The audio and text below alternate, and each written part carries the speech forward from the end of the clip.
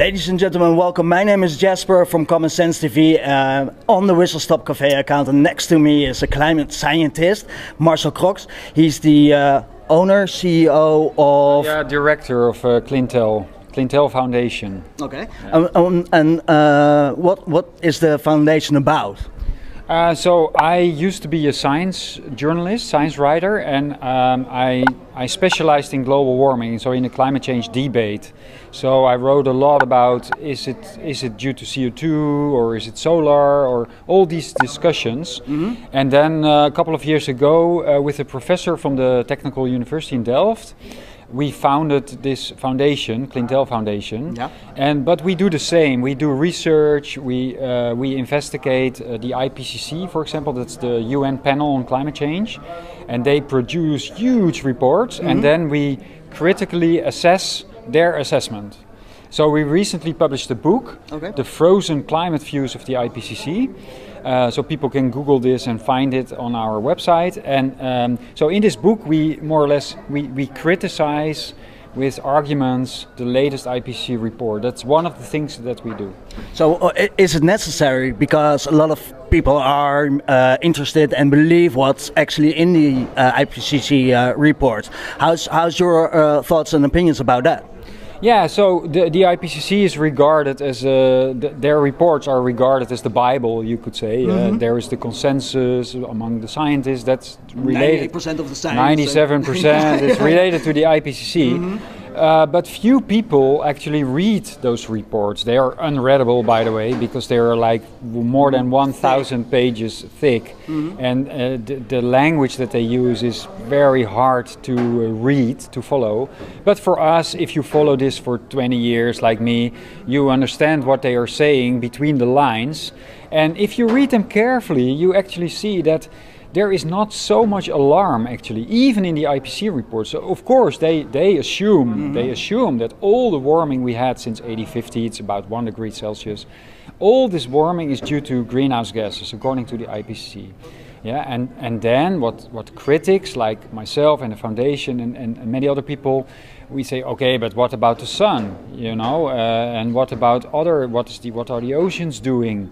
And that's one part of the discussion. But there is another part, and that is that you hear a lot in the media now about extremes all the time, yeah, wildfires, heat waves, boiling, hurricanes, mm-hmm. floods, etc. So people will have the idea we have more of those. Yeah, we have more of those due to climate change. Yeah. That's what we hear all the time. Yeah. But actually, the IPCC, in their report, they grudgingly, but they admit that this is not the case. Mm. So hurricanes, for example, there's no trend. So there's no increase. There's not really a decrease as well. But it's like the same. We had hurricanes in the past, yeah. and we still have hurricanes. What's new, you know? Mm. So we don't see a change. So CO2 went up, yes. Temperature went also up a little bit, yes, but is this a problem? And this is what we are emphasizing all the time. We don't see it as a problem. Okay. So even if you accept, okay, maybe the warming is due to CO2, it's possible. Yeah, it's one option. But even then you can show, well, hurricanes, no trend, floods, no trend. People dying from extreme weather. Greta Thunberg once said, people are dying. Well, the funny thing is that less and less people are dying from extreme weather. Okay. 95% decrease in the past century, people dying from extreme weather. And what's the reason? It's welfare, prosperity, because we became prosperous, our houses became better, our weather forecast became better. So people now are warned if there is a hurricane coming. Even in the Philippines or in India, Bangladesh, people are warned in advance. They can go to shelters or they can go to family inland, you know. And so this is very simple things. We call it adaptation. So by adaptation, you can quite easily cope with climate change. So, and that's the reason that at Clintel we have a World Climate Declaration, mm-hmm. and the message of that is there is no climate emergency. So there is climate change. Yes, there is. There was always climate change. There will always be climate change.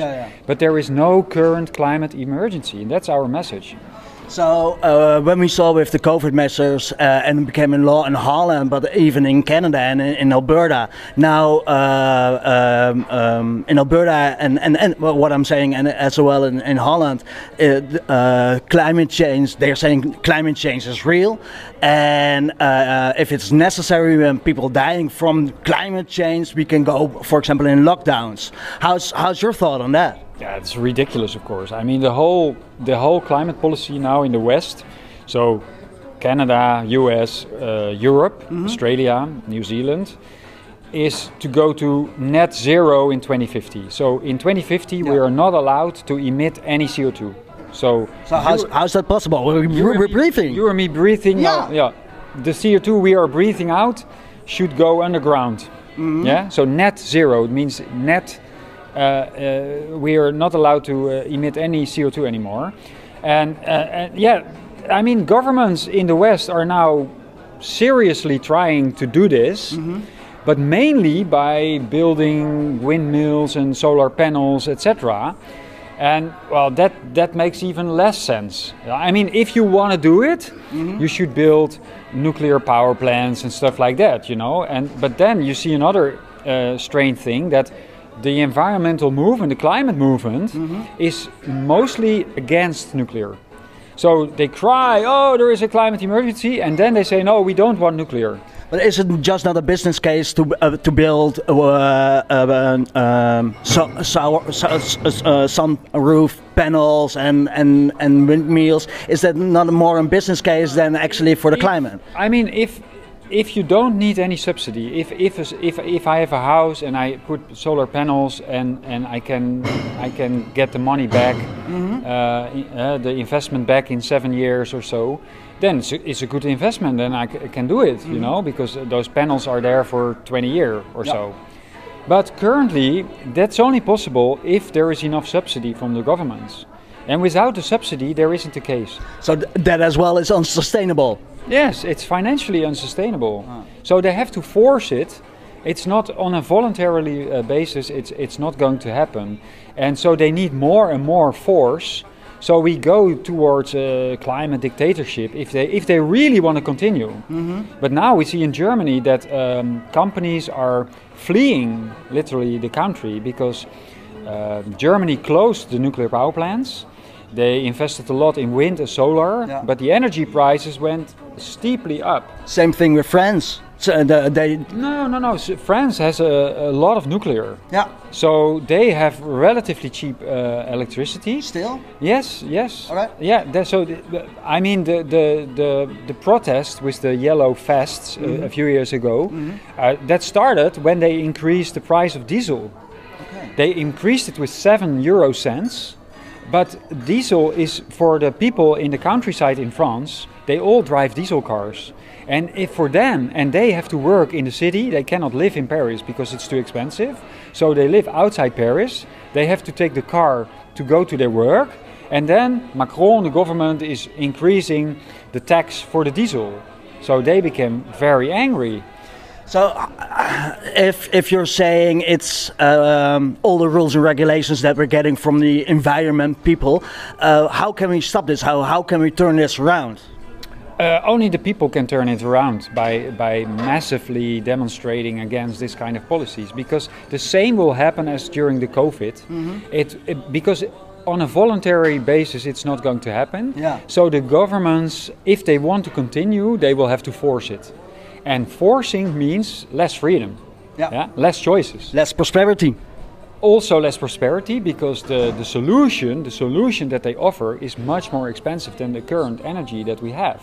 The fossil fuels are much more cheaper than the alternative, wind and solar. In Alberta, they're saying if we're keeping our natural resources, our gas that we're pumping out of the ground, we can be self-sufficient for over 1,000 years. So why is it necessary to go and buy an electric vehicle? So what's your thought on that? Yeah, it's a good point, of course. I mean, in Holland, we always say that, okay, in the past, it was always that if you look at energy, it has to be reliable, it has to be affordable, and then since the 70s, it also had to be clean. Okay. Yeah, but traditionally, clean meant no air pollution, like sulfur dioxide or nitrogen oxide, you know, those kind of, that's traditional air pollution, you know. But now, with the climate agenda, they changed. They say, okay, reliability is not important anymore, affordability is not important anymore, clean is the highest priority, and clean now only means CO2. Yeah. And that's very strange because CO2, we emit it now. CO2 is very clean, and it is plant food. So CO2 is not a traditional air pollution, you know. But now they narrowed their definition for the energy sector to it has to be clean, and clean means no CO2. So that's what we're always seeing, the definition that they're changing, and thereby the subject. But I think it's all a financial game and if it's unpayable, I mean, now in Germany you see that the price for energy in Germany is now gas, for example, natural gas, 5 times more expensive than in the US. 5 times more expensive. So companies in Germany, it's an industry country, companies who has to compete in a global market, they're going to lose, of course. So which is bad for the economy, because you were saying companies are fleeing the country because they can't afford and they don't earn an income. Yeah, this week it was in the newspaper that hundreds and hundreds of companies now are literally fleeing Germany.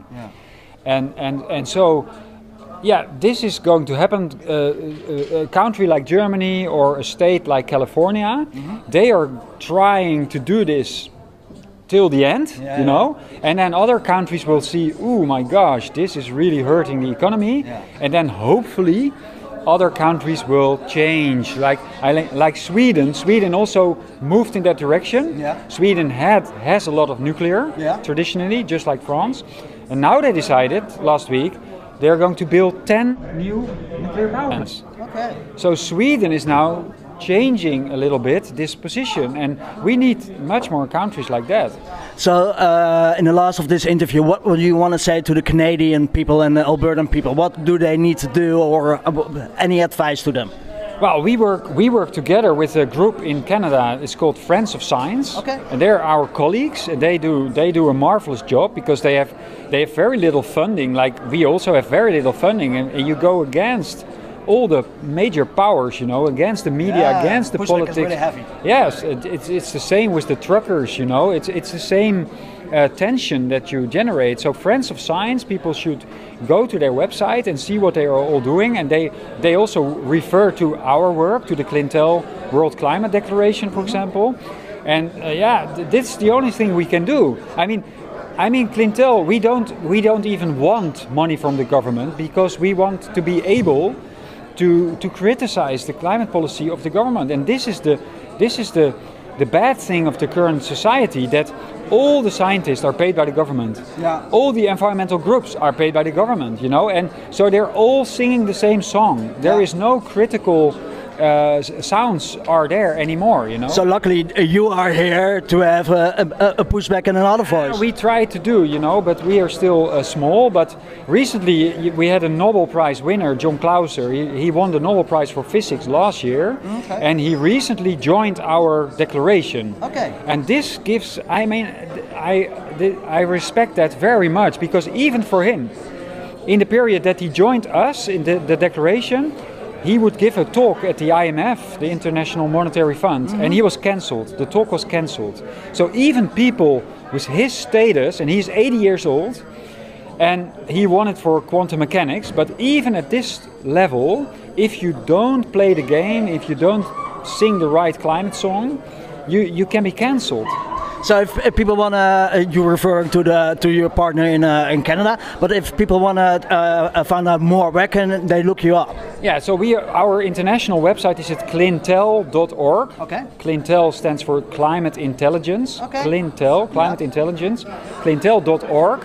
And there they can find our latest book in which we criticize the IPCC. They can order a signed copy. I will sign it personally and send it all over the world. A lot of people are doing that actually, and this is the way. It will be slow. It will be slow. We don't have millions. We cannot have a mass campaign. We have no advertisement, TV advertisement or whatever. So we have to spread the news by all these small, tiny bits. You know? Yeah. Well, Marcel, thank you for this small and great interview, and I wish you all the luck. And if you have something, we're always happy to interview again. Okay, thanks. You're welcome. Have a great day. Yeah. Thank you, people, for watching Common Sense TV on the Whistle Stop Cafe. Good luck.